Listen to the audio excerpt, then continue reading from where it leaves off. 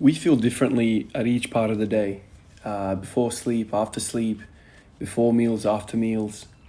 We also feel differences in the days of the week. Have we had a hard day at work? Has somebody pissed us off in the traffic, on the drive into work, out of work? There's all these different variables that kind of impact us that's basically, you could say, out of our control. Because those things are just, it's part of life, and we have to go to work in it and living, and we have to do all these things that we have to do, eat and sleep and the rest of it. So we can't control those things. So whenever we pluck that training in, it's going to depend how we perform, right?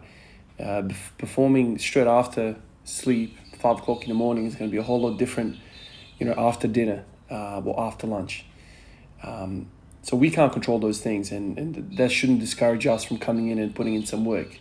The thing that we can control is rocking up, right? So we have to rock up regardless of the situation.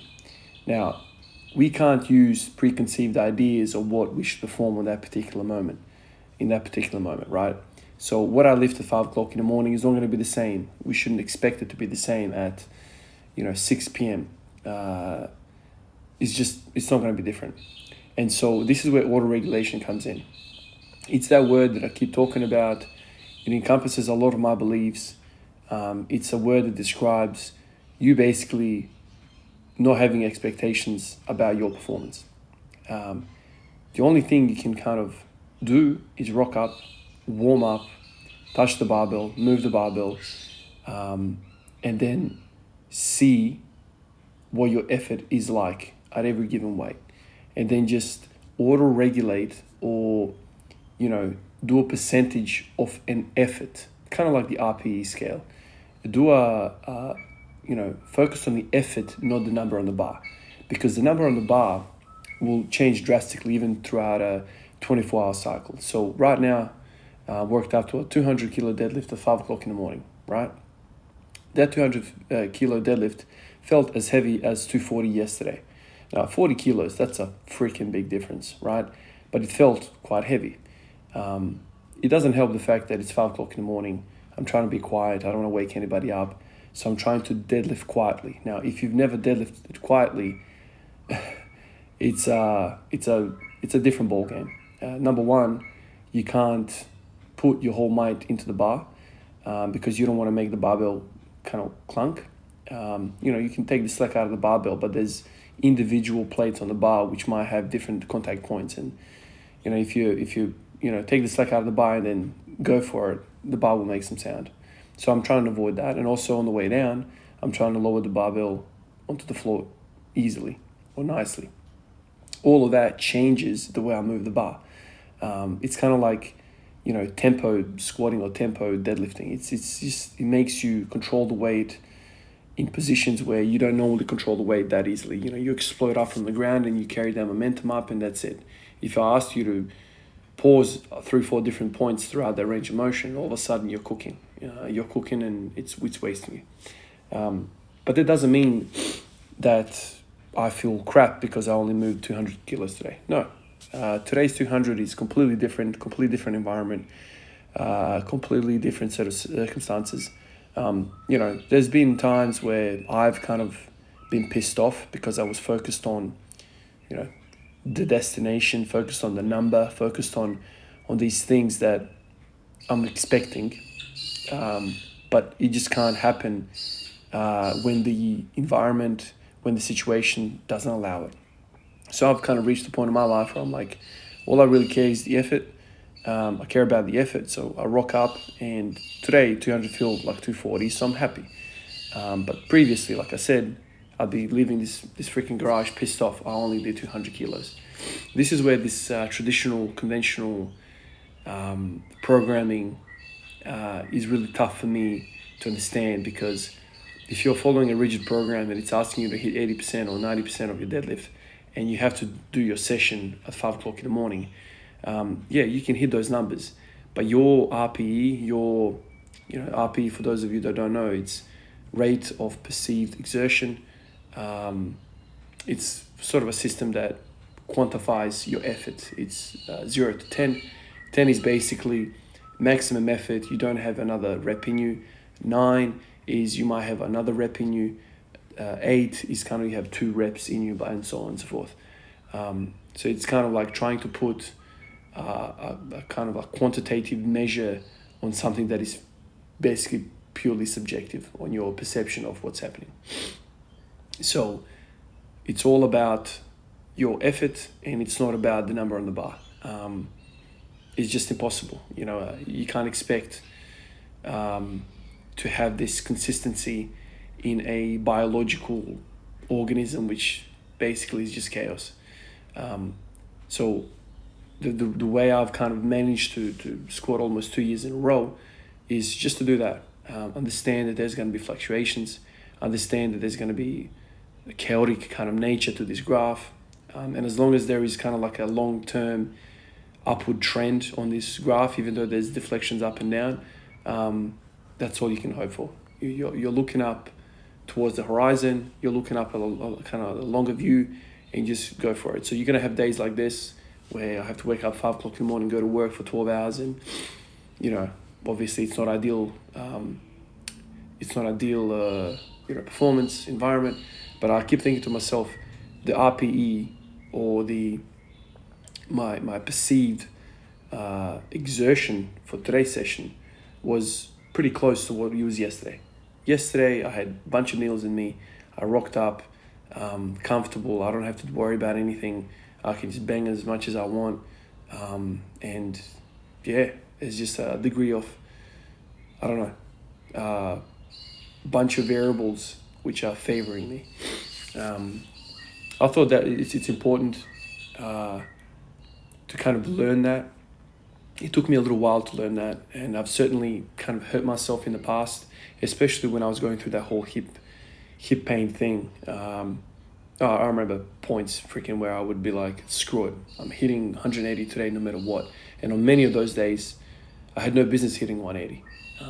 I had no business hitting a 2 times bodyweight squat on a day where it's 5 o'clock in the morning.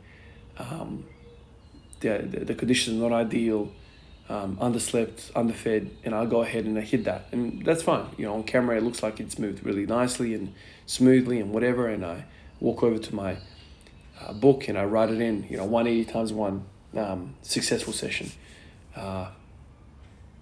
Even the book, the logbook that I write stuff in, I can't write a freaking PhD report on every single day. And sometimes the numbers don't say how I felt, so today I hit 200 on deadlift. I went over to the front squats, did 120.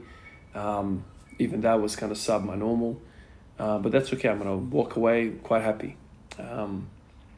Because I know, there's going to be a day in this week where I'm going to have much, much better, conditions, and I'll get after it. And I'll put in the effort, and the environment and the numbers on the bar are going to be a lot different.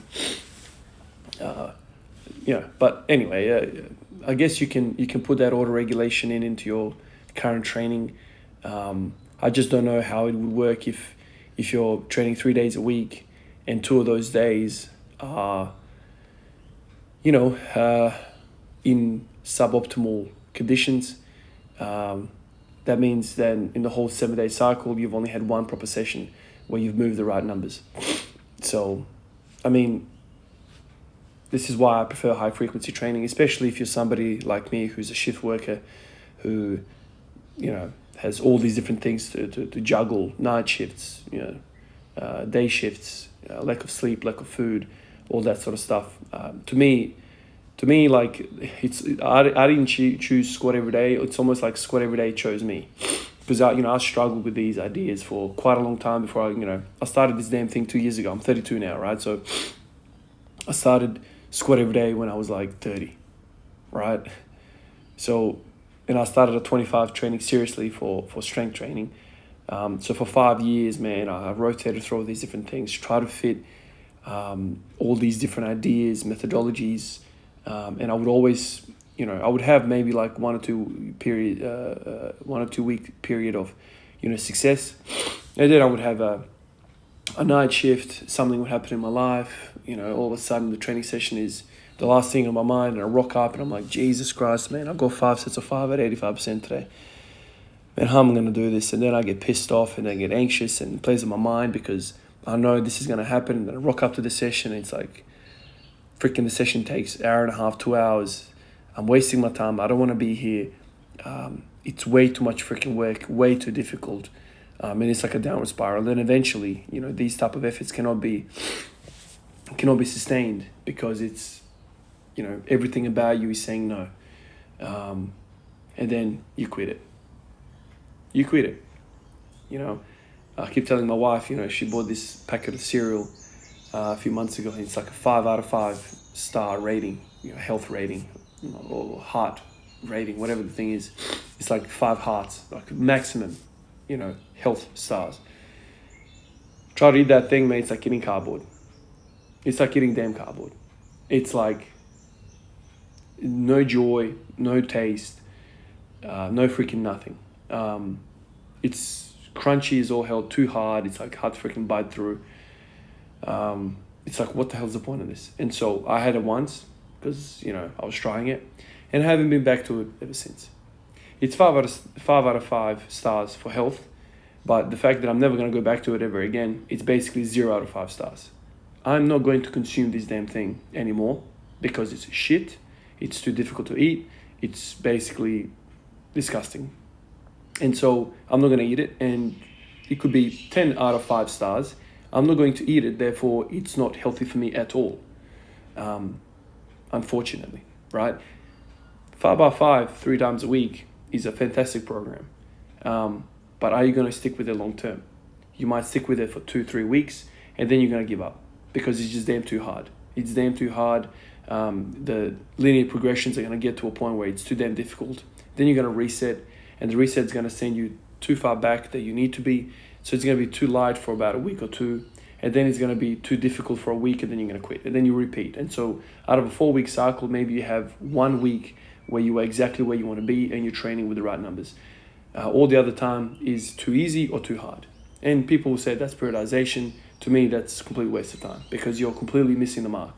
And to me, it makes no sense that you need to spend freaking 60%, 70% of your training time in the non-optimal range. Do you need that much periodization? Do you need that much time for rest or time for bagging? Instead of working too damn hard, overreaching, and instead of underreaching, just reach perfectly, understand what your numbers are, understand what you need to do. And I think RPE types training is the best for that. You go in, you know what you're dealing with, you know what the baseline is, and you apply the effort which you are capable of, and then you walk away. Instead of eating that 5 out of 5 damn star cereal, which you can't freaking fathom anymore. It's just so damn disgusting. Move away into something that's more doable, because if you don't eat it, if you don't hit those numbers in the training session, it's a shit program, it's a shit cereal. You're not going to do it, so it's not going to benefit you. Catch you guys in the next one. Peace out.